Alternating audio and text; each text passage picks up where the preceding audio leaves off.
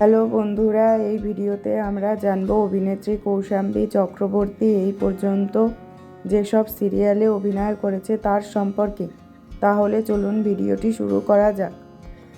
রাশি 2011, বিধির বিধান 2012, জানি দেখা হবে 2014, দিরাগমন 2015, রাধা 2016, সীমা রেখা 2017, মায়ার বাঁধন 2017, ভক্তের ভগবান শ্রীকৃষ্ণ 2017, অদ্ভুতরে 2018, মুখোশের আড়ালে 2018, প্রথমা কাদম্বিনী 2020, মিঠাই 2021, ফুলকি 2023, গৃহপ্রবেশ 2025, গঙ্গা 2026।